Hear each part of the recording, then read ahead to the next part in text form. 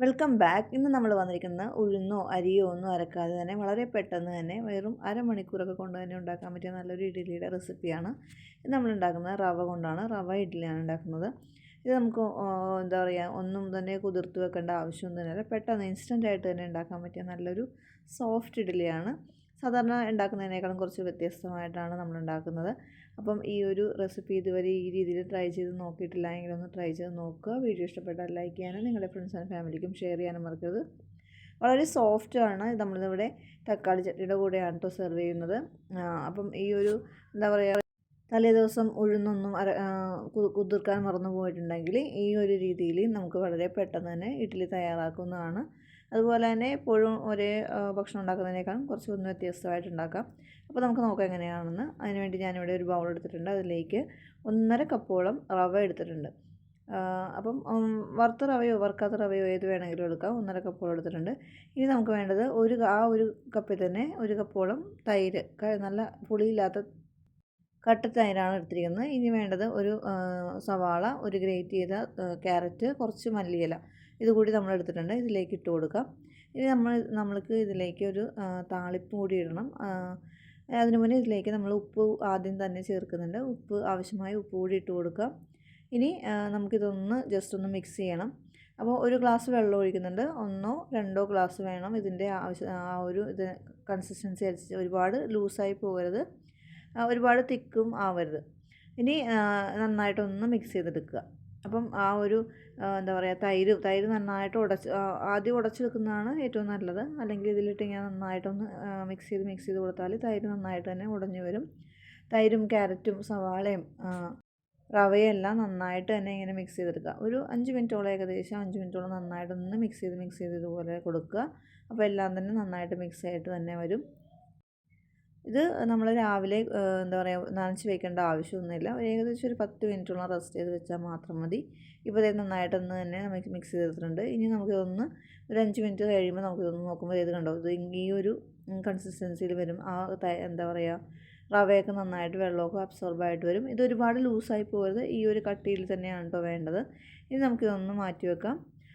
നമുക്ക് താളിച്ചെടുക്കണമെന്ന് പറഞ്ഞിട്ടുണ്ടായിരുന്നു. അപ്പോൾ താളിച്ചെടുക്കാൻ വേണ്ടി നമുക്കിതൊന്ന് ഒരു 5 മിനിറ്റോളം റെസ്റ്റ് ചെയ്ത് വെക്കാം. അപ്പോൾ ഞാനിവിടെ ഒരു പാനിലേക്ക് നെയ്യാണ് ഒഴിച്ച് കൊടുക്കുന്നത്. 2 ടേബിൾ സ്പൂണോളം നെയ്യ് ഒഴിച്ച് കൊടുക്കുക. നെയ്യിൽ വറുക്കുമ്പോഴാണ് ടേസ്റ്റ്. എന്നിട്ട് അത് ചൂടായി വരുമ്പോൾ അതിലേക്ക് കുറച്ച് കടുക് ഇട്ട് കൊടുക്കുക. കടുക് നന്നായിട്ട് പൊട്ടി വരുമ്പോൾ അതിലേക്ക് ജീരകം ഇട്ട് കൊടുക്കുക. അപ്പോൾ ഒരു 1/4 ടീസ്പൂണോളം ജീരകം കൂടി ഇട്ട് കൊടുക്കുന്നുണ്ട്.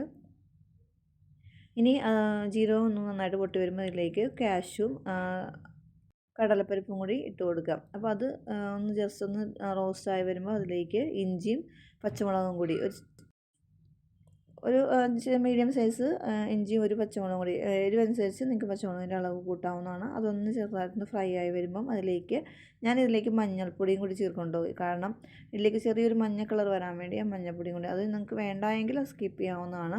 അപ്പോൾ ഗ്യാസ് ഓഫ് ചെയ്തതിന് ശേഷമാണ് ഞാൻ മഞ്ഞൾപ്പൊടി ചേർത്തത്. ഇനി നമുക്ക് ഈ ഒരു മിക്സ് നമ്മളുടെ കുതിർത്ത് വെച്ചിരിക്കുന്ന റവയുടെ ഇതിലേക്ക് ചേർത്ത് കൊടുക്കാം. അപ്പം ഒന്ന് നന്നായിട്ട് തന്നെ അബ്സോർബായിട്ട് ആ റവയൊക്കെ നന്നായിട്ട് വെള്ളത്തോട് കൂടി അബ്സോർബായിട്ട് വന്നിട്ടുണ്ട്. അതിലേക്ക് നമുക്കിതൊന്ന് മിക്സ് ഇട്ട് കൊടുക്കാം. അപ്പം എന്താ പറയുക, നെയ്യും കൂടി ചേരുമ്പോൾ ഇതിൽ പ്രത്യേക സ്വാദ് തന്നെയായിരിക്കും. അതും കൂടി ഇട്ടിട്ട് നമുക്കിതിലേക്ക് നന്നായിട്ടൊന്ന് മിക്സ് ചെയ്ത് കൊടുക്കുക.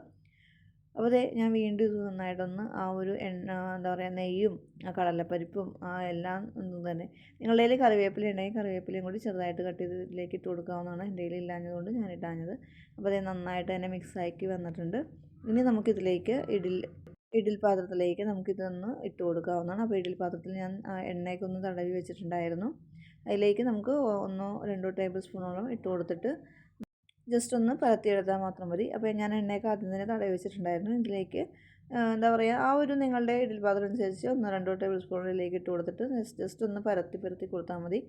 ഇതിലേക്ക് വേണമെങ്കിൽ നമുക്ക് ബേക്കിംഗ് പൗഡർ ഇട്ട് കൊടുക്കാവുന്നതാണ് കേട്ടോ. അപ്പം നല്ല സോഫ്റ്റ് കിട്ടും. ഞാൻ ഇതിലേക്ക് പ്രത്യേകിച്ച് ഒന്നും തന്നെ ചേർക്കുന്നില്ല. കാരണം നമ്മളൊരു 10 മിനിറ്റോളം റെസ്റ്റ് ചെയ്യാൻ വെച്ചല്ലോ, അത് മാത്രം മതി. അപ്പം ബേക്കിംഗ് പൗഡർ, ബേക്കിംഗ് സോഡയോ ഒന്നും തന്നെ ചേർക്കുന്നില്ല. എന്നാലും നല്ല സോഫ്റ്റായിട്ട് തന്നെ കിട്ടും. പിന്നെ ഒരു കാഷ്യൂം കൂടി ഇതിൻ്റെ മീതേക്ക് വെച്ച് കൊടുക്കുന്നതാണ്.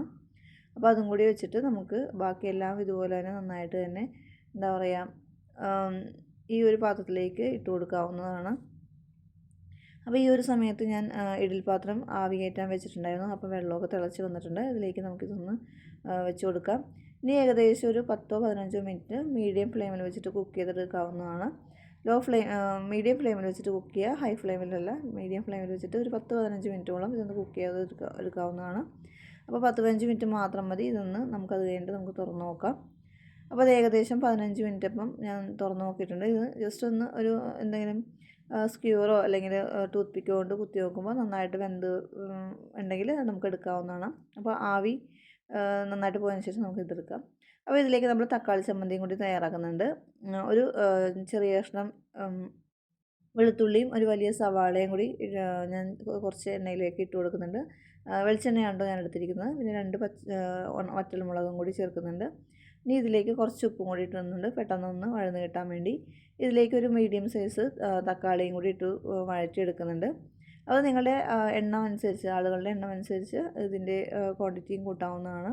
അപ്പോൾ അതൊന്ന് നന്നായിട്ടൊന്ന് എന്താ പറയുക, നന്നായിട്ടൊന്ന് വഴന്ന് വരുന്നവരെ ഒന്ന് ഇളക്കി കൊടുക്കുക. ഇനി ഇതിലേക്ക് ഞാൻ വേറെ പ്രത്യേകിച്ചൊന്നും ചേർക്കുന്നില്ല. കുറച്ച് മുളക് പൊടി, കാശ്മീരി ചില്ലിയാണ്, ചെറിയൊരു കളർ കിട്ടാൻ വേണ്ടി അതും കൂടി ചേർത്തിട്ട് നന്നായിട്ടൊന്ന് മിക്സ് ചെയ്ത് കൊടുക്കുക. അപ്പോൾ ഇത് തക്കാളിയും സവാളയൊക്കെ നന്നായിട്ട് വഴന്ന് വന്നിട്ടുണ്ട്. ഇനി നമുക്കിത് മാറ്റി വെക്കാം. ഇതൊരു മിക്സിയുടെ ജാറിലേക്ക് ഇട്ടിട്ട് നമുക്കിതൊന്ന് ഗ്രൈൻഡ് ചെയ്തെടുക്കാം. അപ്പോൾ ഒരു മിക്സിയുടെ ജാറിലേക്ക് ഇട്ടിട്ടുണ്ട്, നമുക്ക് നന്നായിട്ട് ഗ്രൈൻഡ് ചെയ്തെടുക്കാം. അപ്പോൾ ഇത് നമ്മളുടെ വളരെ പെട്ടെന്ന് തന്നെ നമ്മളുടെ എന്താ പറയുക ചമ്മന്തിയും അതുപോലെ തന്നെ ഇൻസ്റ്റൻ്റ് ആയിട്ടുള്ള റവ ഇഡ്ഡലി ഇവിടെ റെഡി ആയിട്ടുണ്ട്. ഈ ഒരു രീതിയിൽ നിങ്ങൾ ട്രൈ ചെയ്ത് നോക്കിയിട്ടില്ലെങ്കിൽ ഒന്ന് ട്രൈ ചെയ്ത് നോക്കണം. നമ്മൾ തലേദിവസമൊക്കെ ഉഴുന്നും അരിയൊക്കെ ഇടാൻ മറന്നു പോയിട്ടുണ്ടെങ്കിൽ രാവിലെ തന്നെ ഒരു ഇഡ്ഡലി വേണമെങ്കിൽ പെട്ടെന്ന് തന്നെ ഒരു അരമണിക്കൂർ മാത്രം മതിയാവും. അരമണിക്കൂറൊന്നും വേണ്ട, അതിൽ കുറവ് തന്നെ മതി. പെട്ടെന്ന് തന്നെ തയ്യാറാക്കി എടുക്കാവുന്നതാണ്. കുട്ടികൾക്ക് ടിഫിൻ ബോക്സായിട്ടും അതുപോലെ ലഞ്ച് ബോക്സായിട്ടും കഴിക്കാവുന്നതാണ്. നമുക്ക് എന്താ പറയുക, ഇൻസ്റ്റൻറ്റ് റവ ഇഡ്ഡലി എന്ന് തന്നെ പറയാം.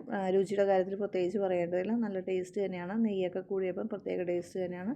അപ്പോൾ നിങ്ങൾ ഇതുവരെ ഈ രീതി ട്രൈ ചെയ്ത് നോക്കിയിട്ടില്ലെങ്കിൽ തീർച്ചയായിട്ടും ഒന്ന് ട്രൈ ചെയ്ത് നോക്കേണ്ടതാണ്. വീഡിയോ ഇഷ്ടപ്പെട്ടാൽ ലൈക്ക് ചെയ്യാനും നിങ്ങളുടെ ഫ്രണ്ട്സ് ആൻഡ് ഫാമിലിക്കും ഷെയർ ചെയ്യാനും മറക്കരുത്. അതുപോലെ നമ്മുടെ ചാനലിൽ നമ്മൾ ഇതുവരെ സബ്സ്ക്രൈബ് ചെയ്തിട്ടില്ലാത്തവർ സബ്സ്ക്രൈബ് ചെയ്യാനും തൊട്ടടുത്ത ബെൽ ബട്ടണിൽ ഓൾ പ്രസ് ചെയ്യാനും മറക്കരുത്. മറ്റൊരു അടിപൊളി വീഡിയോ ആയിട്ട് കാണുന്നവരെ താങ്ക് യു ഫോർ വാച്ചിങ്.